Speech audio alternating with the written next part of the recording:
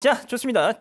지난해 있었던 사고였죠. 이 대만인 유학생이 우리나라에서 음주운전자에게 목숨을 잃었던 일 많이 기억하실 텐데, 이 대만인 유학생을 치어 숨지게 한 운전자에 대한 1차 공판이 어제 있었죠. 네, 맞습니다. 목회자의 꿈을 꾸면서 이제 5년간 한국에서 유학 생활을 하고 있었던 대만인 정일인 씨가 지난해 이제 음주운전 차량에 치여서 사고를 당한 일이 있었었는데요. 그 당시 이제 저녁에 강남구의 이제 한 횡단보도에서 초록불의 신호를 건너다가 음주운전 차량에 치인 겁니다. 그 당시 이제 사고를 낸 50대 남성은 당시 혈중 알코올 농도가 면허 취소 수준의 만취 상태였다고 합니다. 이 남성 결국 재판에 넘겨져서 어제 첫 공판을 진행했습니다.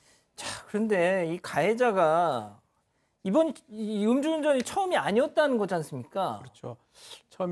음주운전이 처음이 아니고 이전에도 이 전과가 있었던 걸로 보입니다. 그렇기 때문에 더 재범을 했던 거고, 만약에 혹시나 이전에 처벌을 받아가지고 더 이상 좀 강력하게 처벌받아서 더 이상 안 했다 그러면 이런 범죄를 안 저질렀을 건데, 이 부분이 좀 가장 논란이 되고 있는 상황입니다.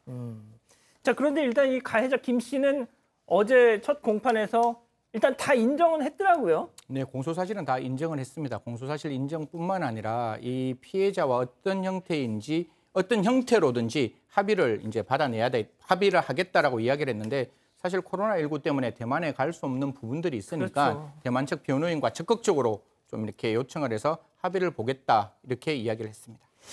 자, 알겠습니다. 자, 오늘 인물 체크포인트 한번 짚어보겠습니다.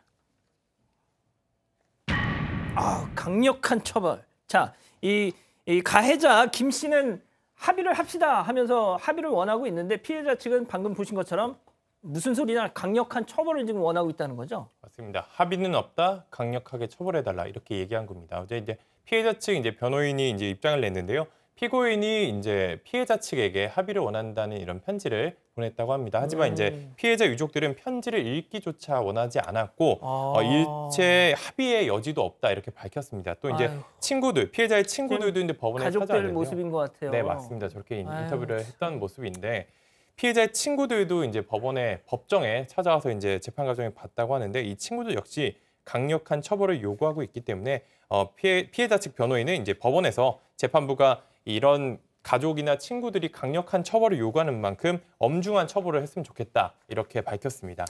지금 뭐 채팅창에 우리 가족 여러분들도 강력하게 좀 처벌해 달라, 이런 말씀들을 계속 하고 계시는데, 자, 운전자 김 씨의, 이 가해자 김 씨의 편지를 읽기조차 원하지 않는다는 이 피해자 정일인 씨의 부모, 얼마나 충격이 크길래 그러실까요? 먼저 그 부모님들 얘기 잠깐 들어보시죠.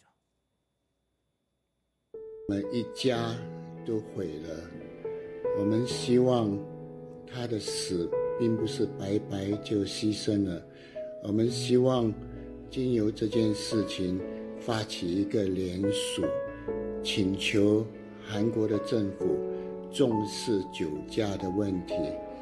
每年韩国有很多人失忆酒驾，我们希望发起这个请愿，让我女儿不会白白的就牺牲了。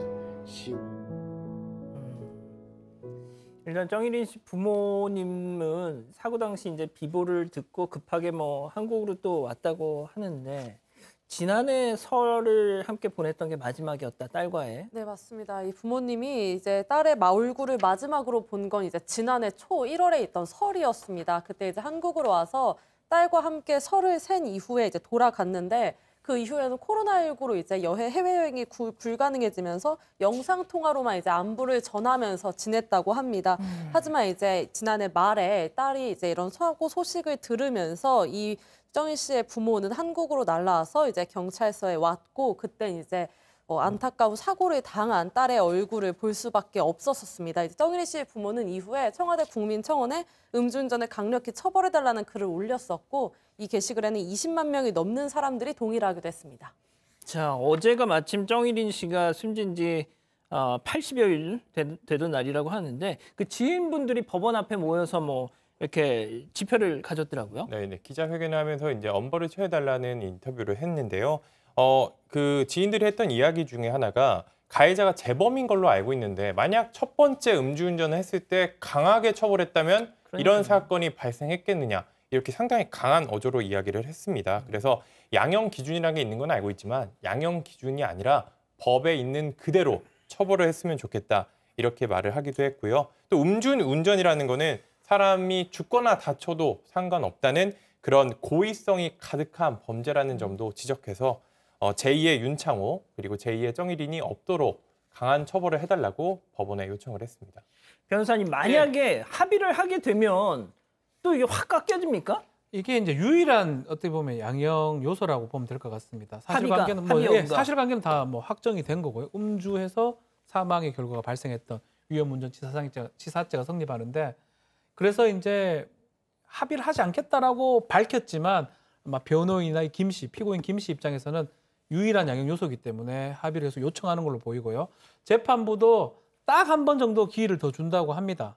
그 기일 안에 합의를 보든지 합의를 보지 않으면 그대로 선고하겠다고 하고 합의가 된다 그러면 많이 깎일 수도 있습니다. 합의가 된다 하면요. 그러니까 이 음주운전이 저희가 매번 이 얘기를 하는 게 뭐냐면 지금 실시간 채팅창에서도 다 그럽니다. 하던 사람이 또 한다고. 이 재범률이 엄청 높잖아요, 이게. 네, 맞습니다. 한국교통안전공단 자료에 따르면 음주운전을 했던 사람들 5명 가운데 2명이 다시 재범을 한다는 이런 자료가 있습니다.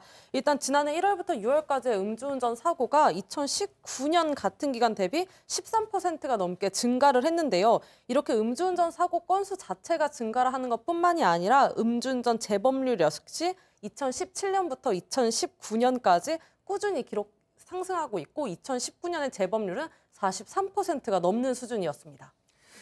저는 진짜 우리 자동차 회사에서 이 시동 걸기 전에 술 냄새 나면 시동 안 걸리게 하는 이런 거 좀 그 AI 이런 거 만들기 전에 좀 그랬으면 좋겠어요. 이번에 권익위에서 이제 그 음주운전 방지를 위해서 여러 가지 자문을 하는데 저도 그 자문을 받았는데 당연히 그게 필요하다라고 이야기했고 국민들도 거의 뭐 절대적 지지를 받고 있습니다. 그도 말씀드리지만 그냥 그 자동차 회사에서 자동차 팔리고 안 팔리고를 떠나서 그냥 좀 그냥 설치를 했으면 좋겠다라는 말씀을 드리고 뭐 그게 기술적으로 불가능하진 않을 거 아니에요. 전혀 어렵지 않습니다. 그건 당연히 가능하다. 저희들 뭐 말로 창문 내려줘 이러면 창문 내려가는 그런 어떤 자동차의 오토매틱이 만들어져 있는데 당연히 저희들 지금 비대면으로 알코올 지금 측정하고 있잖아요. 그렇기 때문에 당연히 그 부분은 가능하다 이렇게 말씀드리겠습니다.